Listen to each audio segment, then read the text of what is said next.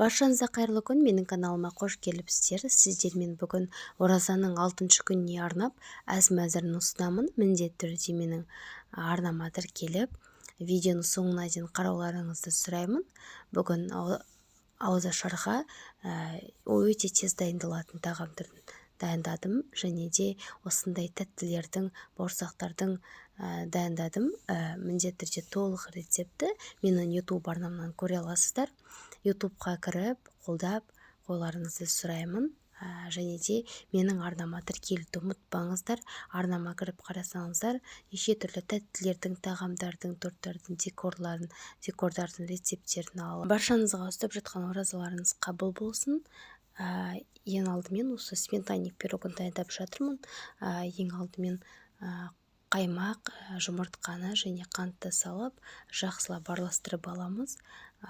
Тестосын алдын ала дайындап қойдым, қамырын. Қамыры бізде песочный қаңақ тесто. Міндетті түрде осы пирогтың толық рецепті менің YouTube арнамда бар. 180 градуста пісіріп аламыз. Және де дәл осындай өте дәмді мясной пирогты да дайындадым.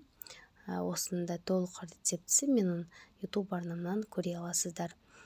Тестосы песочный, өте дәмді әрі жұп-жұмсақ, ауызда салғандай өте дәмді болып шығатын осындай мясной пирогтың рецептісін аласыздар.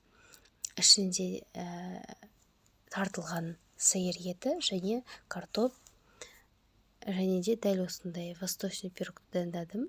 Ең алдымен қатпарлы песочный қамырды илеп дайындап алдым және жайып ыдысымызға, арнайы ыдысқа салып алдым. Қалғанша қалған ыдысқа салсаңыздар болады. Мейіз және жаңғақтарды тазалап, жуып, дәл осындай етіп салып, ұсақтап, үстінен қойытылған сүт, яғни сгущенканы жақсылап құйып аламыз. Бетін тегістеп, қызып тұрған 180 градустағы пешке 30-35 минуттай пісіріп аламыз. Және де толық рецептісін YouTube арнамнан көре аласыздар. Міндетті түрде көріп, қарап жасап көріңіздер. Бауырсақтардың да рецептісін арнамнан аласыздар. Және де осындай жұп-жұмсақ, топ-томпақ бауырсақтар илену жолы да, жасалу жолы да оп-оңай жасап көріңіздер.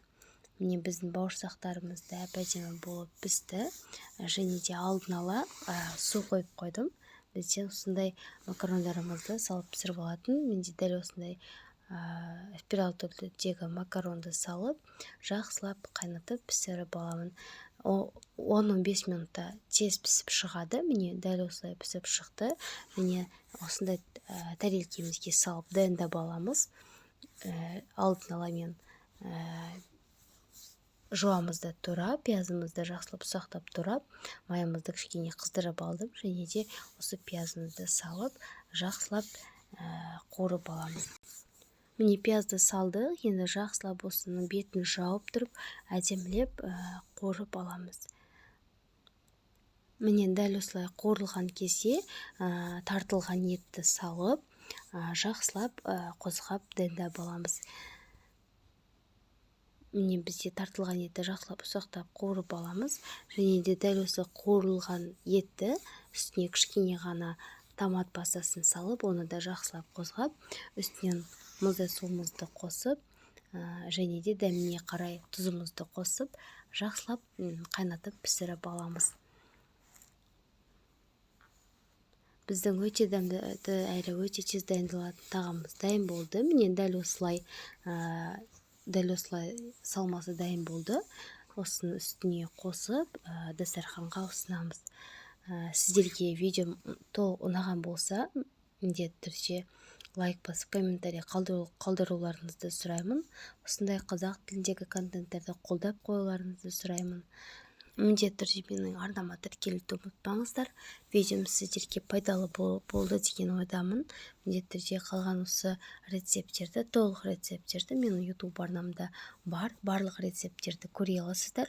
Описание бөліміне сілтемелерін қалдыратын боламын. Сол сілтемелер арқылы өтіп, қарап жасап көрсеңіздер болады. Барлық рецепті қазіргі таңда өзім жасап жүрген рецептермен бөлістім.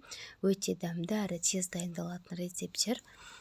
Сіздерге видео ұнаған болса, міндетті түрде қолдап қоюларыңызды сұраймын. Менің видеомды соңына дейін тамашалағандарыңыз үшін рахмет. Келесі кездескенше сау болыңыздар. Сіздермен болған мен Жансұлу. Ұстаған оразаларыңыз қабыл болсын.